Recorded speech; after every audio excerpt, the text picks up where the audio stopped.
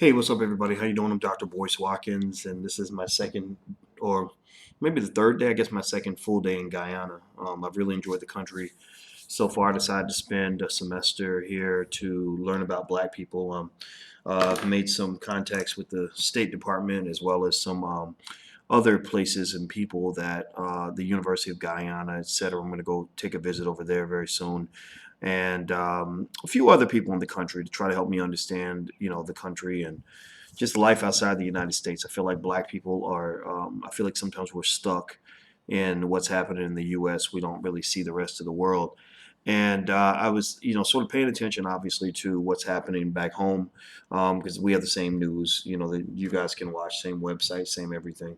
And so I'm seeing it all kind of go down. And, I really have to say that, um, while everything that's been happening is kind of interesting because it's like a flare up, it's like a dormant, racism is like a dormant disease in the DNA that lies in the fabric of the DNA of this country.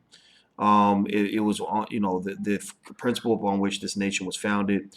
It is something that has never gone away. It's something that continues to exist. I don't really think that these recent events should surprise us that much. If you want to know, if you're Black and you want to know if anybody hates you, everybody hates you. I mean, that's always been true. It will always be true for as long as you live. It's not going to change. So I think that's, once you kind of know that, once you kind of know no one likes you, no one cares about you, no one's going to take care of you, it kind of makes it a little easier to digest the insanity, right? Now, what should be of a concern, if something we should pay attention to, is the fact that this kind of shows that there are some emboldened groups who definitely want to come and kill you, with like the guy in Charlottesville and things like that, that drove the car through the crowd. But again, I just assume that there are always people that want to kill Black people. I mean, the police have been killing Black people long before everybody started talking about it. In fact, it was worse 10, 15 years early when nobody was talking about it than it was when everybody started talking about it. It just became a fad to talk about it. Um, if you want to really talk about racism and white supremacy and extremism, it's sort of the genocidal nature of not just white supremacy, but white supremacy sort of linked with an effort toward Black extermination. Other areas I tend to look to and pay more attention to is not so much the things that are loud. I look for the things that are very quiet. I look for the things that no one is paying attention to. A bunch of neo Nazis sort of marching and screaming and saying "Die nigger die." That just doesn't bother me that much. Only because not because I think it's okay to do, but because I don't think anybody loves you. I don't think anybody. I think if you're Black or whatever ethnicity you are, I don't think you should ever believe that anybody is supposed to care about you except you. I don't think the Asian communities feel that their survival hinges upon whether or not other people care about them enough to provide for them or protect them. I don't know. I don't know what their thinking is exactly. I can't say for sure, but I can say that it's not. I don't know if that's their psyche. I think for Black people, I think that we have a shortage of love and affection for ourselves and for each other, which therefore causes us to look to others to give us that love and that validation, that affection. We're looking for belonging. We're looking for the opportunity to assimilate. And it's not uncommon. I mean, the Jews went through that when the Jews first got here. And I've been reading a book called An Empire of Their Own, How the Jews Invented Hollywood. And it's a fascinating book. A lot of the Jews at that time were looking for assimilation. And I read it and I said, I'm not really a fan of that. I'm not really a fan of looking for assimilation, because when you're looking for assimilation, you're committing yourself to white supremacy, because what you've done is you've taken somebody else and you've made them your gold standard. You've made them your goal. My goal in life as a Black man is to be just like a white man, to be accepted by white men, and to run in the circles of white men, and to be equal to a white man, because I've defined myself to be inferior. Well, the question you must ask yourself is, where did that inferiority complex come from? Why is it that whoever God made you to be wasn't good enough to begin with? Why can't you be the gold standard and let people assimilate to you? Um, I think that's a really important strategic thought in terms of how you deal with white supremacy and oppression. If you tell me, if you say, "Hey, Boyce, I want to give you a chance to win the basketball game. I need you to come to my house at 2 o'clock on the other side of town and play on my court with my referees and my home crowd." I'm going to say, "No, why don't you come to my house and play?" My court is as good as yours. I don't really need to come to your house. It's easier for me to stay here and for you to come to me than it is for you to stay there and for me to come to you. Just like in battle, it's always easier for the troops that are actually at home to win the fight than it is for the troops that are actually traveling across the ocean to go start a battle with somebody else and fight on somebody else's territory. So a lot of racism really is a psychological fight. It's a fight in which white supremacy doesn't uphold itself just in institutional constructs, which I'll talk about that in a second, but it also upholds itself in just the way people think, the way you think about yourself, the way whites think about themselves, the way whites think about you, the way you think about white people. I think that's a more insidious form of white supremacy than a couple of fringe lunatics who are marching down the street saying "Die, nigga, die." I think that I just wonder if I got together with a group of black people and walked down the street, in front of white people and said, Whitey needs to die, Whitey, die. There might be a chance I could get in trouble for that, but I don't know if they take me seriously. They probably wouldn't be afraid of me. They'd be like, well, he can't do nothing. He can't hurt nobody. Now, if I really was like I had weapons and I really came there to hurt somebody, then of course they would deal with me. And I guess maybe that's the question. But I think that what we have to do is kind of ask ourselves, is there, when you talk about white extremism, and I don't believe members of the Klan and neo-Nazis and all, I don't believe they represent mainstream white America. I believe they represent the fringe, even though there are a lot of them. We know that, but they're not sort of everywhere on every corner. White people have no problem getting together and condemning neo-Nazis and skinheads and all that. And what happens is when they can distract you by condemning the skinheads, it allows them to get away with their racism. It's almost like if a man sees a woman being beaten and raped, and she's being beaten and raped, robbed and starved to death. The man could come up and he could protect her from being raped. He could give her $10 a week as a paycheck, and he could give her like maybe a hot dog every day for food. And she might say, well, you're not, what you're giving me isn't very much. You're still not treating me right. And he can say, well, no, I stopped you from being beaten and raped and robbed and killed. So anything from there is a step up. So my point is that when Republicans are getting together and saying, oh, we condemn the neo-Nazis, oh, we condemn the skinheads, oh, we condemn the KKK, what they're doing is they're saying, we're going to protect you from the white people who want to beat you, rape you, and rob you, and we're just going to abuse you and neglect you in a different way. And you can't complain because, it could be worse. Nigga, it could be worse, And so I kind of see it all as a circus, honestly. I kind of see it as kind of a big game. I think it distracts us from what really matters. I think that once you really know who you are, you don't really care much about what other people say you are because you know that they're lying. You know that that's not true. Like if you tell me, you could come to me and tell me, I know my name is Boyce Watkins, right? That's my slave name, right? That's the name I just walk around with. But it's still my name, right? I know I'm Boyce Watkins. I know I have a PhD, right? If you come and say, well, Boyce is dumb, Boyce doesn't have any education, I'd be like, no, actually I do. And if you stuck with it and you just said, no, Boyce is not a smart man, and in fact his name ain't even Boyce, his name is John Wilson. I'd be like, no, that's funny, man. No, that's not my name. I would laugh it off. It would not be something that upsets me. I wouldn't be like, oh, how dare you tell me I have no education. A lot of times, the more defensive, the more sensitive you are about something, the more you're letting people know that it gets to you. And you've seen me do that. You've seen me get sensitive about something, and that's the way you could tell it got to me. The stuff that doesn't get to me is stuff I'm not sensitive about. Stuff where I'm like, I don't care. It ain't no big deal. And really, at the end of the day, that should be the goal. Because the more you are distracted by what other people rant and yell and scream at you, the less you can focus on achieving whatever your goal is. So I think that if you want to know my position on racism, I think that it's funny. I think that all these incidents make it laughable that 7-8 years ago when Obama got elected, we were talking about America being a post-racial society. Well, now y'all know that shit ain't true. I remember laughing about it back then. I said, really, we're post-racial? Racism doesn't exist anymore. Is that what you're saying? I think it also shows, yes, you got to be diligent. There are still some crazy white folks out here.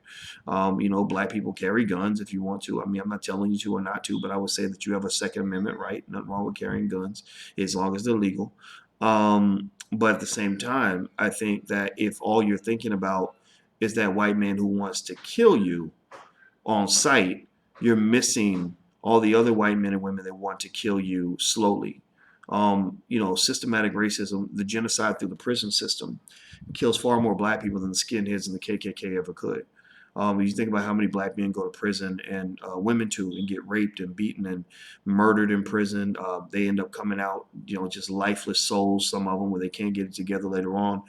These people could have been husbands and fathers, but they can't be because they pretty much have been destroyed by this process. That to me is a more serious form of death than one random shooting or one random death. Not to say that one type of death is worse than the other, but when you're talking about something that affects tens of thousands of people versus something that affects one or two people or 100 people, there's no comparison. I think the school system, it murders the futures of millions of black children all across the country. And for some reason, because we love white supremacy so much, we are committed to sending our children to these schools run by white folks that do not educate your kids. And you think that's okay. And I don't think it is. I think black parents have to do whatever they can to get their kids out of the system. But then again, I'm not telling you how to live your life, how to raise your kids, but you do have options if you choose to have them. But unfortunately, white supremacy can lead you to believe that you don't have any options. I see, genocide. I see racism. I see white supremacy, and the music. I hear, when I hear this music, where all it's teaching the kids is go get high and drunk, or go, everybody's always looking for a party. I would say that the man or the woman who's always looking for the party is never going to be ready for the war. And I believe the war is always declared on you as a black person. They are competing with you every day. They are competing with you to make your life miserable, to make it a living hell. They're competing with you to take jobs from you. They're competing with you to get wealth from you. They're competing with you to be more intelligent and more educated than you. And the way they win that war is they convince you to not educate yourself. Since I've been here, I have books on my Kindle, and I'm sitting there, I'm reading books on my Kindle. And I just wonder how many black men are out here just reading books on their Kindle when they have free time. No, I mean, it's more likely you're going to find black men that want to go, and not all brothers, I'm not talking about everybody, but a lot of my friends, they want to sit and just watch football games or go to the club or whatever, and I'm not saying that there's anything wrong with that, but there's a time and a place for that. I think that global competition is everywhere. It's not going to stop. The skinheads are not going to stop hating you. They're always going to hate you. So now what you going to do? I mean, are you waiting for them to like you? What are you really looking for? That's what I'm trying to figure out. What are you looking for? Are you looking for them to take down all the monuments? I mean, monuments are symbolism. I mean, if you want them to take down the monuments, okay, what if they took them down? I mean, what's going to really change about your life? Not much. So I don't really care if they're up or down. If I don't like a monument, I just kind of look the other way and walk away. I'm not defending the monuments. I'm just saying that they don't matter to me. To me, there's a lot of symbolism everywhere that reflects the genocide of black people, and ain't got nothing to do with no statue. If you want to see black genocide, go look at the rapper Future rapping about Molly Percocet. He's probably created, a few thousand, maybe tens of thousands of little black drug addicts now who are now trying Molly Percocet for the first time because they heard his song. Go look at, go look at the prison industrial complex all the way through, not just the original encounter when the cop pulls the black man over. That's what the media teaches you to focus on. I need you to think about the whole encounter when the cop takes the black man to jail. And he's already in a bad situation. He's going to go to jail because he doesn't have any money to defend himself. So then he's in this horrible place. It's dehumanizing. It's dirty. It's stinky. He's around killers and criminals. He's scared to death. Anything can happen. You can get stabbed. You can get raped just on that one night in jail. Then he goes on trial in front of a bunch of white people. They send him to jail. They tell him, well, just take the little charge, take the little time, and then you'll be done. But he doesn't understand. He's got a record for life now. So he's now been effectively banned from society, which is going to affect his children and grandchildren. His children no longer really have the father they would have had if he could go out and be, get the same privileges as a law-abiding citizen. Then he goes to jail. Let's say he goes to jail for 6 months, and then because he's black, they put him around men who are hardened, who are crazy, who are criminals, who will hurt you, And next thing you know, maybe he's got raped, maybe he's gotten into a fight, and to defend his life, he had to stab somebody to protect himself. Just whatever. What I'm saying to you. Don't talk about psychological damage. The fact that there are millions of mentally ill black people that just don't get treatment. Nobody, don't get any treatment for the condition. So what I'm saying to you is that I think we should look beneath the surface of all this. I think that what's going on with the neo-Nazis and the skinheads, it looks good for headlines. It looks good for newspaper covers or magazine covers or whatever. But in MSNBC, the liberals on MSNBC enjoy talking about it because they like to pretend like they're the ultimate defenders of black people, which really they just provide welfare for you, welfare in terms of helping you believe that everything's okay when really everything is not okay. And it's not their fault though. They're just playing the game. They're just competing. They're just doing what everybody else is doing, competing. The question is, black man, black woman, what are you competing? How are you competing with everyone else? We know Fox News is competing with MSNBC. We know MSNBC is competing with Fox News. The Republicans are competing with the Democrats, Democrats with the Republicans. You got the independents. Where are black people competing? Where are we representing our own interests and fighting for our own interests? I don't believe that any of this stuff going on with Charlottesville and all of that. I'm not saying it's not your fight. I'm not saying that at all. I'm not saying that you're stupid for getting involved in this. I'm saying that the reason you've taken up so much emotion in response to this one particular event is because the white media told you to. The white media exposed this and glamorized it and made it a big deal. Now you're engaged with this for the same reason that a lot of black folks got really passionate about Black Lives Matter. Since they stopped saying Black Lives Matter, black people don't talk about it as much because you're sort of guided by white media. And I would just say to you, wherever you end up, you have to end up there because you want to be there, because you thought about it critically, and that's where you ended up. I think that's why black media is so important, because I think that we have to learn how to set our own agendas. I don't see a lot of situations where we are setting our own agenda. I see us responding to whatever white racist media picks as our agenda for the week. So, in terms of all of this, I'm not saying the skinhead stuff is not a big deal. I'm not saying the neo-Nazis are your friends. They're not. We know that they're bad. But I would just say that I've never really been afraid of a skinhead or neo-Nazi. It's just a dumb redneck who hates me. Okay, fine. I hate you too. You come and try to hurt me, I'm gonna blow your brains out if I have to. If that's what it takes to protect the people I love. If you come at me with with some violence, then as a man, that's I'm supposed to come back. And so the question is, does every group spend all of its time sort of passionately and emotionally wary and concerned about what its enemies think of it? Do you really spend how much emotional energy do you give your enemies when you know that all they're really trying to do is get your attention? A lot of people know that if the way I can get a black person to act out, to break the law, to do something illegal, like punch me in the face or whatever, is I just call him a nigga. Then next thing you know, he says, "Oh, you call me a nigga, I'm gonna punch you out." Well, you call me a nigga, I'm gonna just walk away. I'm gonna literally consider the source and say, "Well, I don't really care." Okay, well, all right, cracker. And then you just keep going. I wouldn't even take the time to call you a cracker, because I feel bad for people that where all they can do is sit around and hate on other people. It pretty much says a lot about the fact that you don't have anything good or productive happening in your life, and you are an attention seeker at that point. So I'm not saying don't pay attention to it. I mean, it is what it is. Talk about it, respond to it, but really think carefully about, what is the black agenda? What is the objective of black people? What is it that black people want? What is it that we're trying to accomplish? What is it that we're trying to create and build and develop? What is it that we're developing in terms of, political, economic, physical security, as opposed to reactionary behavior? Instead of trying to be the Negro who gets invited on MSNBC because now this week they want to talk about racism when they might not have been talking about it 2 weeks ago. Like, what is it that we have in place that we're developing that really represents us going on with our lives, us developing opportunities for ourselves, us creating our own agenda, us deciding what's going to be the talking point for the week. And I know that probably sound a little bit vague when I'm talking, because I'm literally still formulating my thoughts. But I'll just say that, I guess maybe, who knows, maybe being in Guyana is really making me think about this a little bit more. But I'll tell you what, I ain't sitting around scared of no skinheads, and I ain't thinking about them. I ain't running around obsessing myself over them. I'm obsessing myself with maybe my children, maybe building a business, maybe educating myself, maybe preparing myself just for whatever's going to happen. So that's it. I'm about to go. You can get mad at me if you want to. Maybe people don't think I'm enough of an angry black man on this, but believe me, I'm very angry deep down.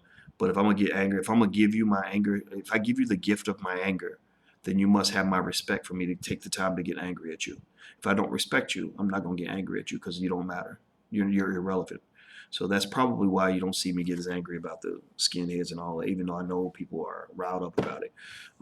Once you know who you are, you won't care what people call you because you'll know who you are anyway. All right, so I'm about to go. Don't forget the All Black National Convention takes place September 29th through October 1st in Louisville, Kentucky. I hope you'll come out. Please go ahead and pack your bags and put it on your calendar. You can go to allblacknationalconvention.com. That's allblacknationalconvention.com. David Banner and Killer Mike blew it up last year. We're going to have a lot of other great people this year. It's going to be amazing. It's hosted by Simmons College of Kentucky, the 107th HBCU in America. I'm very excited. We're actually opening the Dr. Boyce Watkins Economic Empowerment Institute at Simmons College, and I've always wanted to teach at an HBCU, so it just had to be on the right terms. I wasn't going to go to anybody's HBCU because you're not going to stifle the movement by being overly conservative and worried about stuff that don't even matter. I'm trying to do things now. I want us to do things now that will matter immensely 150 years from now. That's what I'm thinking about. So I'm not really worried about the year 2017. This will all pass. I'm looking at the year 2167. So that's the first thing. Second thing, don't forget, make sure you go and sign up at drboycewatkins.net. That's drboycewatkins.net. You'll get a free e-copy of my book, It Takes a Village to Raise the Bar, as well as a free lesson on how to begin your wealth building journey. That's drboycewatkins.net. Also, you can get connected to us because Facebook is trying to ban us, and I think they're going to get us eventually. You got enemies everywhere. And so when that happens, I want us to stay connected. So go to drboycewatkins.net to sign up. Finally, last but not least, you might have saw me teaching with the financial flashcards for children. We invented these for black children. These are flashcards that I invented specifically for black kids. I'm very proud of them, and it explains different financial concepts. And I'm going to start doing videos with some of the kids that are part of the program to show you how you can teach your kids very basic concepts involving wealth. Like here's one for capital, stuff like that. So if you're in, all the images are of black people, and so here's what say, there's save on here. So these are things you want to teach your kids when they're young, because in the game of global economic competition, what you're going to find is that the winner is the one whose children understand money the best. Albert Einstein once said the compound interest is the eighth wonder of the world. He who understands it earns it. He who does not understand it pays it. So make sure your children understand compound interest. Make sure your children understand investing. Make sure your children understand how to build wealth, how to start a business. If you want to take a look at the flashcards, I hope you at least go take a look at the page and decide if it's right for your kids or other people's kids down the streets, back to school time. Feel free to check it out. You can go to financialflashcards.com. That's financialflashcards.com. So I'm out of here, guys. Thank you for hanging out with me as I just share my thoughts openly. I'll talk to you guys soon. Peace.